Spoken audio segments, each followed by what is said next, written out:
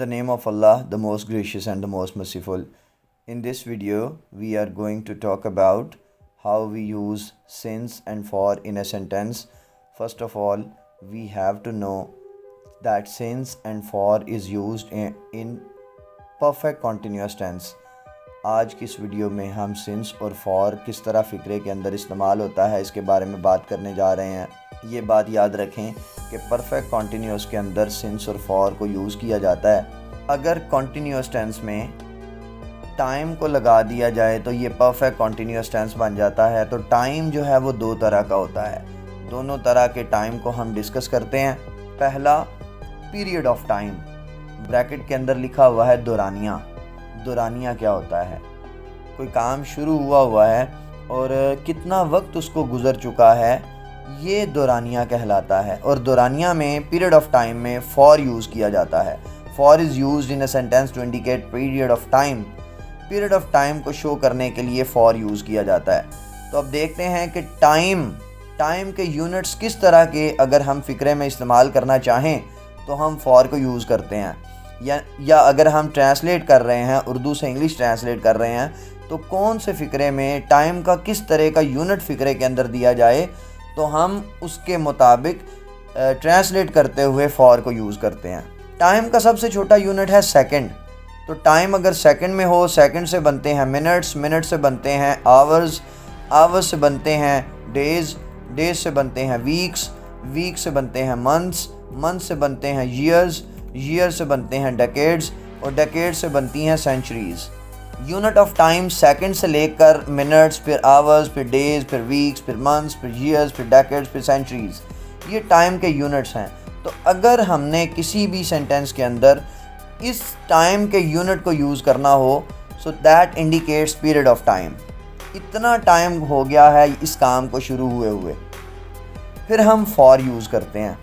اس کی examples: for few seconds, for 10 minutes, for 3 hours, for 5 days, for a couple of months, for 6 years, for many decades, for the last 3 centuries.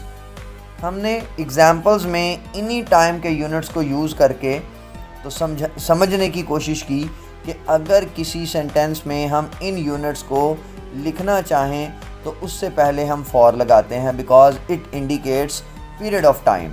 یا اردو سے English میں translate کر رہے ہیں تو ہمیں جو ٹائم کا یونٹ ہے وہ دیا جائے کچھ سیکنڈ، 10 منٹ، 3 گھنٹے، 5 دن، 2 مہینے، 6 سال، کئی دہائیاں یا گزشتہ 3 صدیاں. اس طرح ہم انگلش میں ٹرانسلیٹ کرتے ہوئے فار کو یوز کر کے اس کے بعد یونٹ آف ٹائم لکھ دیتے ہیں جو ٹائم کا یونٹ گیون ہوتا ہے یا جو ہم لکھنا چاہتے ہیں ایک سینٹینس کے اندر. اس کے بعد دوسری طرح کے ٹائم کو ڈسکس کرتے ہیں جو کہ ہوتا ہے پوائنٹ آف ٹائم. بیکٹ کے اندر لکھا ہوا ہے نقطۂ آغاز. اس کو استعمال کرتے ہوئے ہم نے جسٹ بگننگ ٹائم بتانا ہے کہ اس ٹائم پہ یہ ایکشن شروع ہوا تھا. کتنی دیر اس کو ہو گئی ہے وہ ہم نے نہیں بتانا. اگر ہم خود لکھنا چاہتے ہیں ایسا فقرہ تو ہم اس کے لیے سنس کو یوز کرتے ہیں. یا اگر ہمیں ٹرانسلیٹ کرنا پڑے اردو سے انگلش میں سینٹینس تو ہم دیکھتے ہیں کہ اس کا نقطۂ آغاز دیا ہوا ہے یا دورانیہ دیا ہوا ہے اس ایکشن کا. تو since is use to indicate point of past time in a sentence. Sentence کے اندر پاسٹ ٹائم کا پوائنٹ بتانے کے لیے ہم سنس کو یوز کرتے ہیں. جیسے صبح سے، شام سے، رات سے، کل سے، دوپہر سے، گزشتہ ہفتہ سے، گزشتہ مہینے سے، اتوار سے، منگل سے وغیرہ. اس کی ایگزامپلس دیکھ لیتے ہیں. We have been reading a book since morning. صبح سے کتاب پڑھ رہے ہیں. He has been playing cricket since afternoon.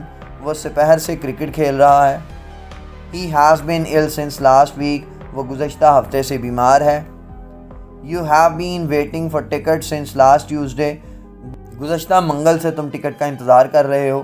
تو ان ایگزامپلز میں یہاں پہ دیکھیں جسٹ اس کا سٹارٹنگ ٹائم دیا ہوا ہے. ایک ایکشن کو سٹارٹ ہونے کا ٹائم بتایا ہوا ہے. اس میں کتنا ٹائم گزر گیا اس کو یہ کام کرتے ہوئے یہ مینشن نہیں ہے.